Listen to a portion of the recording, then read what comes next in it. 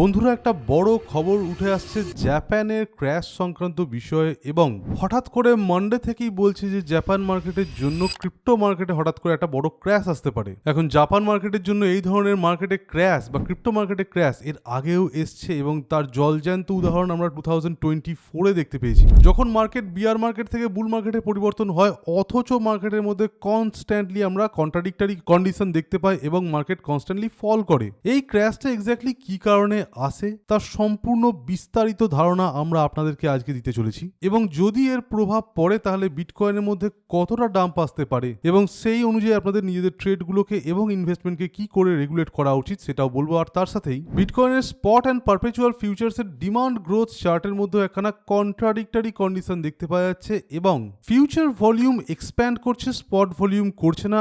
এরও কি ধরনের এফেক্ট আমরা ক্রিপ্টো মার্কেটে দেখবো এই সম্পর্কে বলবো। তো যারা একদম ডেপথ নলেজ রাখতে চান ক্রিপ্টো মার্কেট সম্পর্কে তারা আজকের ভিডিওটিকে একটু স্কিপ করবেন না এবং কমেন্ট বক্সে আপনার মতামত জানাবেন এবং আমাদের প্রোভাইড করা তথ্যগুলি আপনাদের ভালো লেগে থাকলে অবশ্যই ভিডিওটিকে লাইক করে দিন। আমাদের চ্যানেল বং ক্রিপ্টো 2.0 কে সাবস্ক্রাইব করতে একদম ভুলবেন না। আর আমাদের আরেকটি অল্টারনেটিভ চ্যানেল আছে যার নাম বং ক্রিপ্টো, সেখানেও আপনারা সাবস্ক্রাইব করে রাখুন এবং নিচে ডেসক্রিপশনে আপনারা আমাদের টেলিগ্রাম চ্যানেলের লিঙ্ক পেয়ে যাবেন, সেখানে জয়েন হয়ে যান। তো বন্ধুরা, আমি ওম, আপনারা দেখছেন বং ক্রিপ্টো 2.0। চলুন শুরু করা যাক।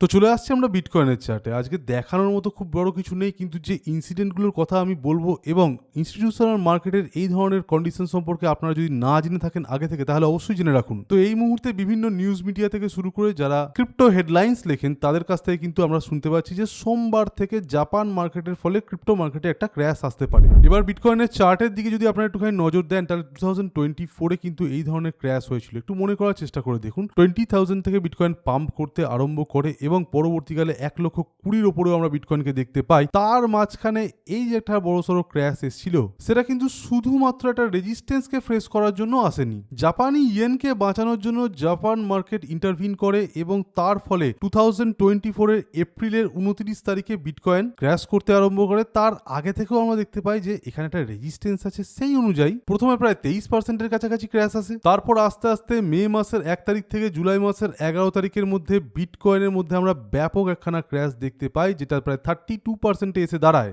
এখন 2-3 দিন আগে 30 তারিখে জাপান কিন্তু আবারও ইন্টারভিন করছে ইয়েনকে সজাগ করার জন্য এবং আমাদের মতে ক্রিপ্টো মার্কেট কিন্তু সেটাকে ফিল করবে আর সেটা কিন্তু এই মানডে থেকেই হতে পারে। তো বন্ধুরা, এটা কোনো রকমের স্কেয়ারি চার্ট অ্যানালিসিস নয়, যেটা মার্কেটে হচ্ছে বা গ্লোবাল মার্কেট সিনারিও যা সেটা আমরা আপনাদের কাছে তুলে ধরছি। কোনো রকমের ভয় দেখানো কিন্তু আমরা চাইছি না বা এটাকে দেখে নিজেদের পজিশনগুলোকে আপনারা এখন থেকে রেগুলেট করবেন আমরা সেটাও চাইছি না। যেটা আমরা বলবো সেটাকে আপনারা শুনুন, আর পজিশন রেগুলেট আপনারা কি করে করবেন সেটা আমাদের চার্টের অ্যানালিসিস দেখে বুঝবেন একটু পরে। তবে তার আগে জাপানের এই যে মার্কেট সিচুয়েশনটা তৈরি হয়েছে সেটা প্রতিবারই কিন্তু মার্কেটের মধ্যে বা ক্রিপ্টো মার্কেটের মধ্যে একটা বড় রকমের ক্র্যাশ নিয়ে আসে, কারণ জাপানিজ মার্কেট যখনই নিজের ইয়েনের একখানা রিয়েল সাইজ শো করতে আরম্ভ করে তখনই মার্কেট একটা শক পায়, যার ফলে ক্রিপ্টো তথা স্টক মার্কেটের মধ্যে কিন্তু আমরা দেখতে পাই যে একখানা নেগেটিভ ইম্প্যাক্ট এসছে। অবশ্যই জাপানিজ মার্কেটে বড় ইম্প্যাক্ট আসে, ক্রিপ্টো মার্কেটেও বড় ইম্প্যাক্ট আসে, ইউএস স্টক মার্কেটে তত বড় ইম্প্যাক্ট আসে না। এবার এই ইম্প্যাক্টের পরিমাণটা কত বড় সেটা আপনাদেরকে একটুখানি বোঝাই। এবার একটু বোঝার চেষ্টা করুন। আজকের ডেটে দাঁড়িয়ে total crypto market cap $2.5 trillion একটু বেশিতে এসে দাঁড়িয়েছে, যেখানে ভলিউম আছে $115 বিলিয়ন।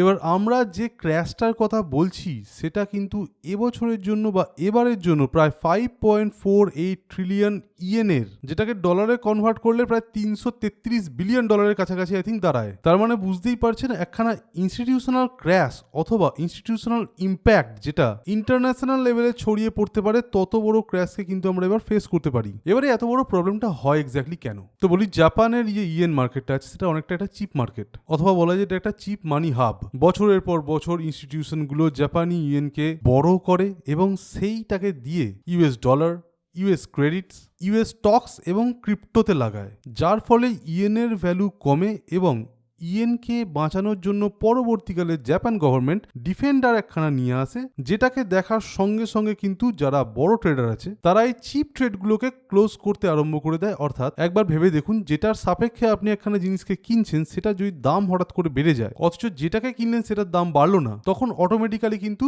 শর্টিং আরম্ভ হয় মার্কেটে। আর তার সাথেই আরম্ভ হয় কি, লং এর দিকে যে ট্রেডগুলো আছে সেগুলোকে ক্লোজ করা। আর এই ক্লোজিং আর শর্টিং এর ফলেই কিন্তু রিয়েল ড্যামেজটা হয়। এবার ইয়েনের ভ্যালু বাড়ে যদি, তাহলে তো পরবর্তীকালে তাও এটাকে প্রোটেক্ট করা সম্ভব, কিন্তু ইয়েনের প্রাইস যদি কমতে আরম্ভ করে তাহলে হয় আসল প্রবলেম। ইয়েনের ভ্যালু যখনই ডিক্রিজ করে তখনই যারা স্পেকুলেটার্স আছে তারা বিয়ারিশ হয়ে যায় হেভিলি। অর্থাৎ এক্ষেত্রে যেটা আমরা সামনে ফেস করতে চলেছি, সেই ক্ষেত্রে ডলারের সাপেক্ষে ইয়েনের ভ্যালু কমে যাওয়ার দরুন মানি মার্কেটের প্রাইসিং হাই হয়ে যায়, যার ফলে অটোমেটিক্যালি ক্রাউডেড শর্ট সেটআপ তৈরি হয়। আর আমরা মোটামুটি সকলেই জানি যে যেখানেই ক্রাউডেড সেটআপ হয়, সেটা শর্ট হোক অথবা লং এর দিকে হোক, সেটা কখনোই আস্তে আস্তে বা স্লো প্রসেসে হয় না, কয়েক দিনের মধ্যে কিন্তু হার্ড ওয়েতে এটা ডাম্প করে। একটু যদি আমরা চলে আসি বিটকয়েনের চার্টে, এক্স্যাক্টলি কি ধরনের সিচুয়েশন তৈরি হয়েছিল আগে সেটা বোঝালেই আপনারা বুঝতে পারবেন। তো দেখুন, মার্কেট পাম্পের মধ্যে ছিল, তা সত্ত্বেও বিটকয়েনের মধ্যে কিন্তু আমরা 32% কাছাকাছি একখানা ক্র্যাশ দেখতে পেয়ে গেছিলাম।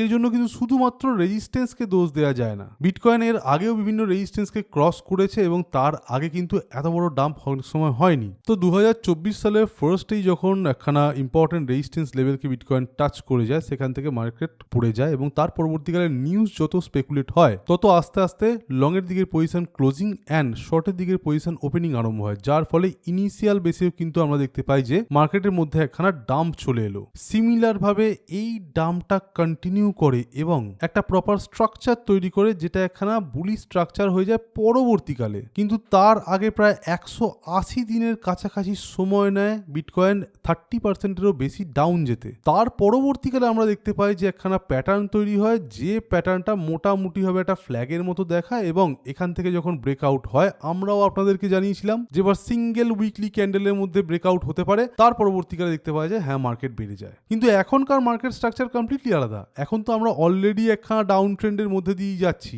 এই ডাউন ট্রেন্ডটা যদি কন্টিনিউ করে তাহলে কিন্তু ব্রেকআউট যে স্ট্রাকচারটা তৈরি হবে, যদি সেটা হয় তাহলে মোটামুটি ভাবে চান্স থাকবে যে লোয়ার লো বানানোর বিটকয়েনের জন্য, এবং সেক্ষেত্রে 55,000 অব্দিও নামতে পারে প্রাইস। তো বন্ধুরা, জাপান সবে এখন ইন্টারফেয়ার করা আরম্ভ করেছে। হয়তো কিছু দিনের মধ্যে আমরা এর ফাইনাল রেজাল্টটা দেখতে পাবো। এক্স্যাক্টলি মানডেতে না হলেও কয়েক সপ্তাহের মধ্যে কিন্তু এই ধরনের প্রবলেম আসবে। তার একখানা আগাম এক্সাম্পল আপনাদেরকে দিই। স্ক্রিনে দেখুন লেখা আছে যে perpetual demand is rising, spot demand is still contracting. That exact setup appeared in 2022 and preceded the next leg down. এটা এক্স্যাক্টলি একখানা বিআরএস কন্ডিশনের মতোই পরবর্তীকালে গিয়ে দাঁড়াতে পারে। সিচুয়েশনটা আপনাদেরকে দেখিয়ে দিই একদম ক্লিন চার্টের মাধ্যমে। দেখতেই পাচ্ছেন 2026 এরই চার্ট এখানে ওপেন করা আছে এবং 2025 এর মে মাস থেকে আরম্ভ করলে আমরা স্পট ডিমান্ড এবং ফিউচারের মধ্যে যে ডিমান্ডটা আছে তার যে গ্রোথটা আছে, সেখানে কন্ট্রাকশনকে আমরা যদি একটু ক্যালকুলেট করি তাহলে দেখুন স্পট কন্ট্রাক্টিং ফিউচার্স গ্রোয়িং, এই যে সিচুয়েশনটা এখন অ্যাপিয়ার করেছে সেটাকে বলা হচ্ছে। অর্থাৎ ফিউচার মার্কেটের মধ্যে আমরা বেশি ইন্টারেস্টেড দেখতে পাচ্ছি লোককে এবং ফিউচার মার্কেটের মধ্যে বেশি মানি ঢুকছে। স্পট মার্কেটের মধ্যে তার তুলনায় অনেক কম ট্রেড হচ্ছে। এবার ফিউচার মার্কেটের মধ্যে অলরেডি কিন্তু আমরা দেখতে পাই যে লিভারেজ ট্রেডিং চলে, তাই জন্য অলওয়েজ এটা হাই থাকে, কিন্তু এক্সপ্যানশনের রেট বা গ্রোথের রেট যেটা আছে সেটাকে এক্ষেত্রে ক্যালকুলেট করা হয়েছে। তাই জন্য যে স্ট্রাকচারটা আপনারা দেখতে পাচ্ছেন বা এই যে চার্টটা আপনারা দেখতে পাচ্ছেন স্ক্রিনে, সেটা কিন্তু খুবই অ্যাকিউরেট। এই সিমিলার কন্ডিশন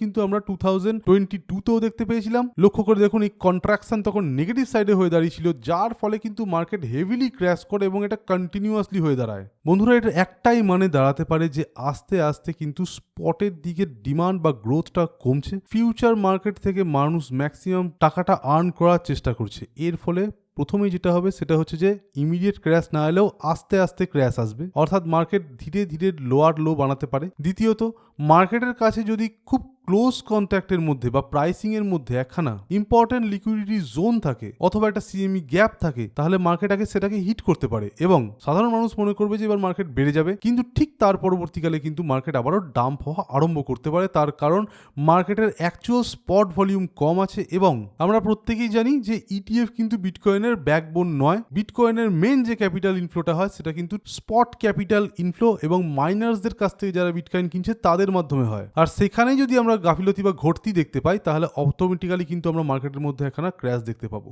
এবার বলি, জাপান সবেমাত্র এই ধরনের ইন্টারভিউ আরম্ভ করেছে এবং বোর্ডাররা এখনো অবধি ব্যাকফুটে খেলা আরম্ভ করেনি। সেই হিসেবে এখনো আমরা বড় শর্ট পজিশনের ওপেনিং গুলো দেখতে পাচ্ছি না, কিন্তু পরবর্তীকালে সেটা দেখতে পাওয়া যেতে পারে। এবং সবচেয়ে বেশি শর্ট কিন্তু করে চাইনিজ মার্কেট। হ্যাঁ, একদম ঠিক শুনেছেন, চাইনিজরাও কিন্তু এক্ষেত্রে মার্কেটে ক্র্যাশ করিয়ে কিছু মুনাফা করার চেষ্টা করে, যার ফলে ট্রেজারিজের মধ্যে স্ট্রেস তৈরি হয়, ইল্ড পাম্প করে যায়, মার্কেটে লিকুইডিটি গ্যাপ তৈরি হয় এবং লিকুইডিটি কমে যায়। সবার আগে ক্রিপ্টো মার্কেটে ধাক্কা আসে এবং তার পরবর্তীকালে আস্তে আস্তে স্টক মার্কেটের মধ্যেও ধাক্কা আসে।